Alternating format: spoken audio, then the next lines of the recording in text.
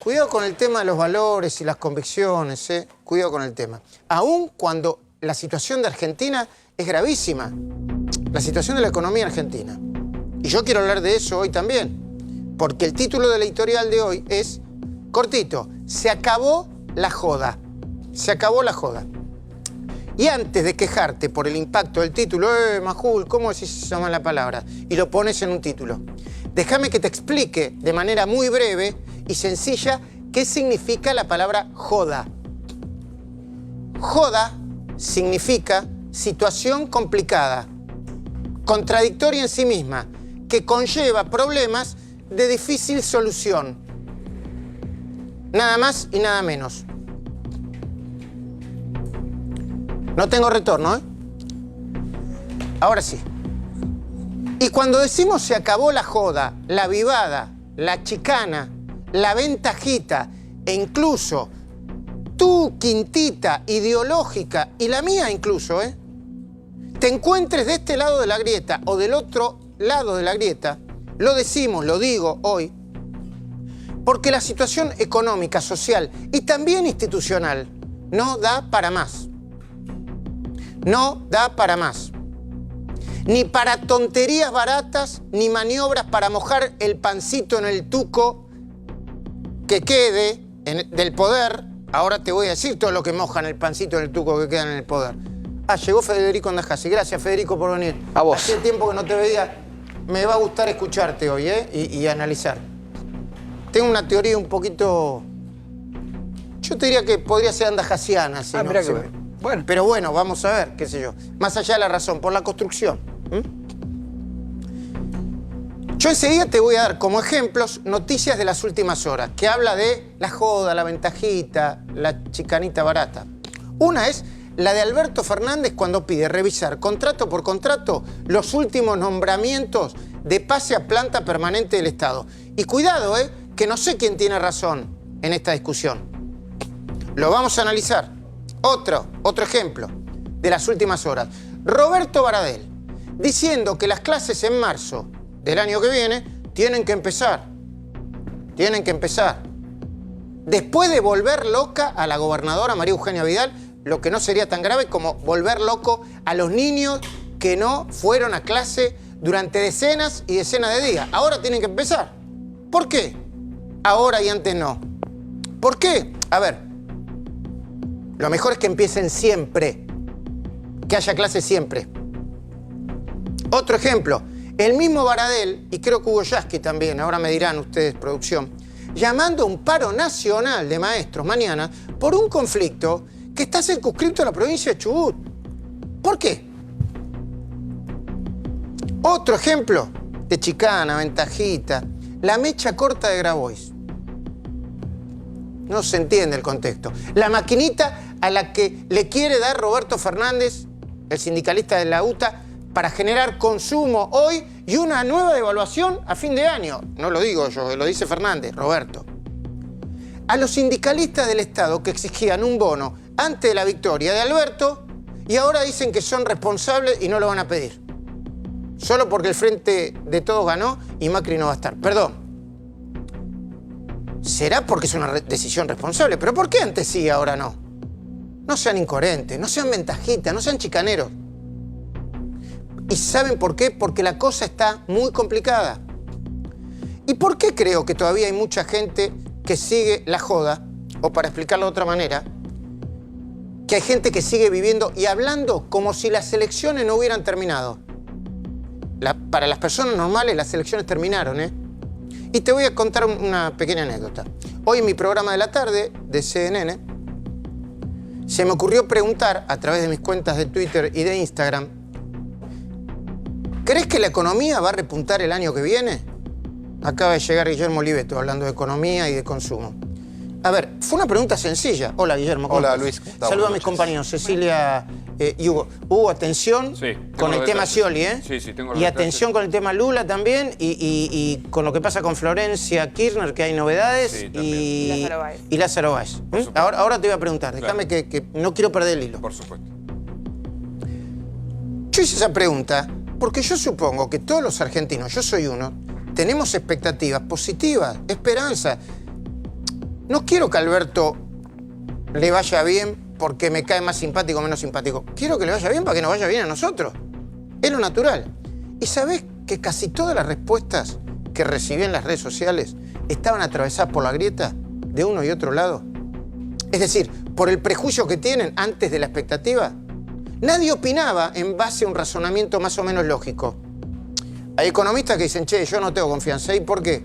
Y porque el fondo le da una caída del PBI del 3%, ¿no? Guillermo dice... 1,5 es el consenso y el fondo puede ser que sea un poquito más, pero está ahí. El consenso es 1,5 para el año. Y otro dice, cuidado que si crecen mucho las exportaciones, por ahí se da vuelta eso, ¿viste? Pero informémonos un poco. Ah, no. Cada uno de acuerdo al prejuicio que tiene. De acuerdo al juicio previo que tenían sobre Alberto Fernández o Macri antes de las elecciones. Bueno, basta. Alberto Fernández es el presidente electo. No significa que dejemos de pensar lo que pensamos. También hablé hoy en la radio, largo y tendido, muy interesante, con Alejandro Katterberg. Muy interesante lo de Alejandro. Y él me explicó, escuché a Federico porque esto es muy interesante, la composición ideológica de los votantes argentinos. A ver, la definición es ideológico-política. Después vos me dirás cuál es la categoría exacta. Dice Alejandro Katterberg. Está hablando también de los votantes que votaron el domingo 27 de octubre. Dice, y les voy a contar esto porque entendí mejor lo que está pasando. Dice Katterberg que el 30% de los argentinos es antiperonista o no peronista o anti-K o la repudia a Cristina Fernández. Espérame ahí. ¿Correcta la definición, Federico? ¿O medio...? Sí, yo después te voy a dar mi teoría más juliana. Pero de ese 30. Hay un 30 que representa eso. Sí.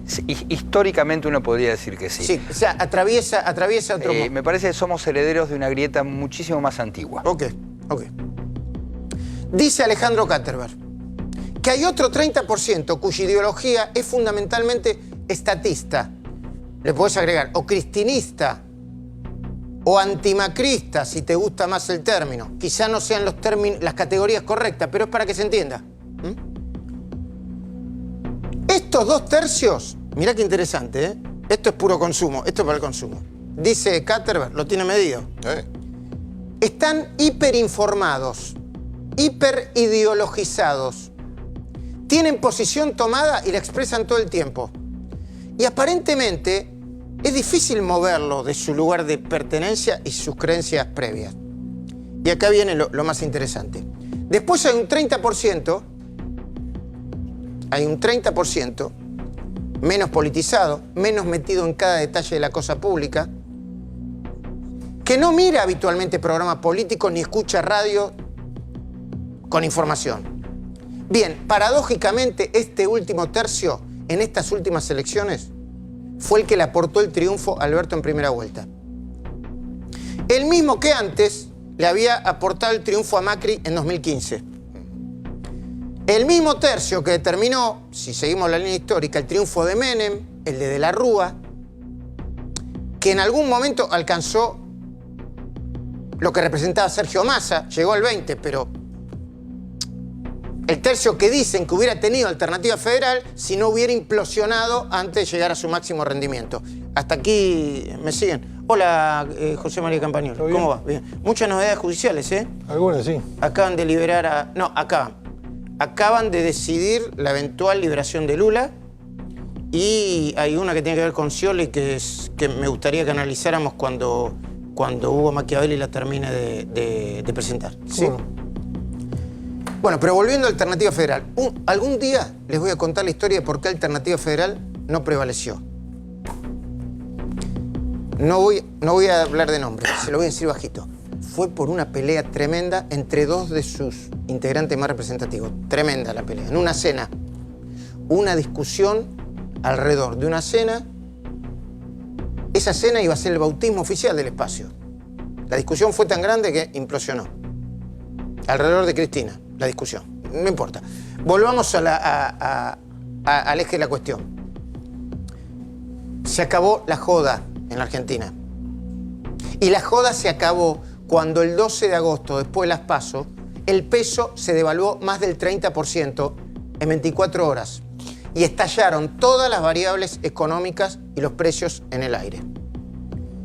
Y a mí ahora me parece frívolo y anecdótico, quiere decir, no sirve para nada, discutir quién fue el responsable.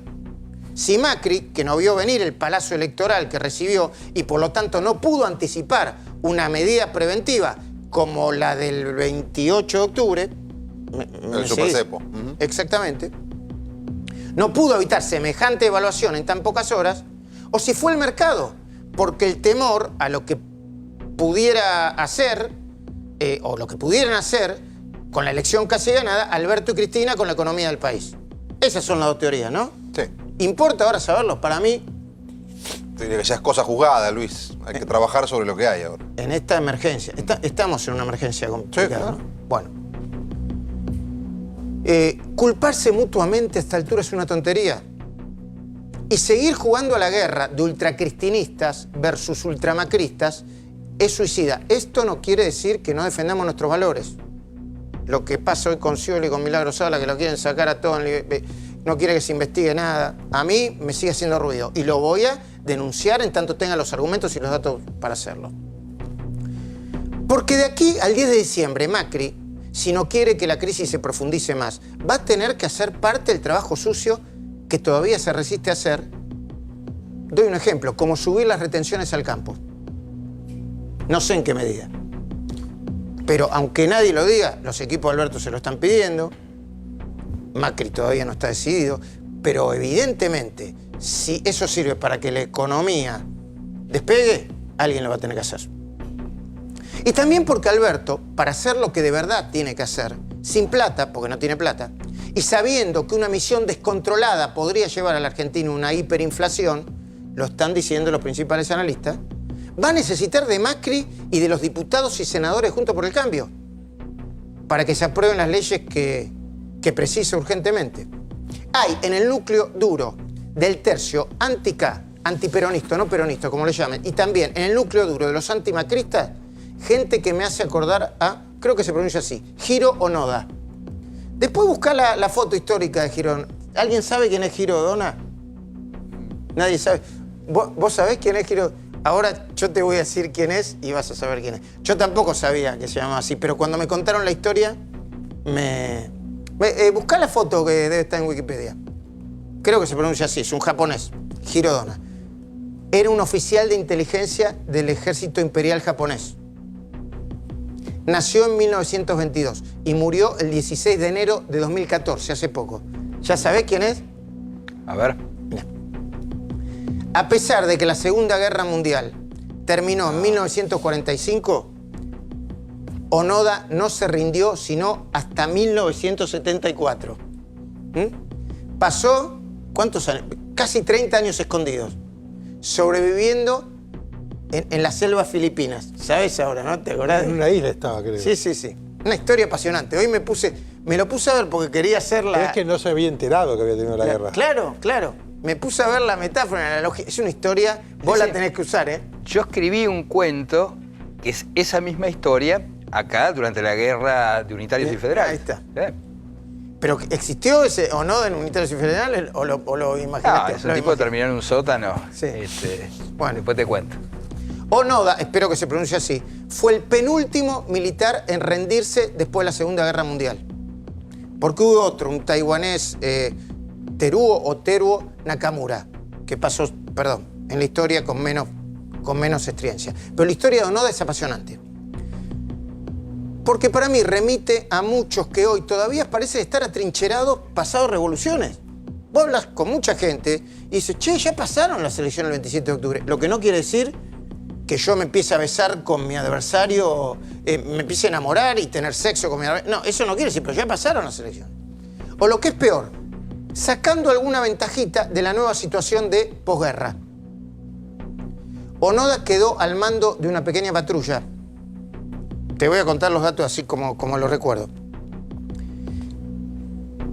¿Saben por qué? Porque él, y era una pequeña patrulla de 3 más, creo, desconfió de un panfleto que encontró en octubre de 1945 y que decía: la guerra terminó el 15 de agosto de 1945, bajen de las montañas. Y como el tipo era un oficial de inteligencia, sobreinformado, ¿viste? Dijo, no, esto es mentira, esto es falso, este documento es falso.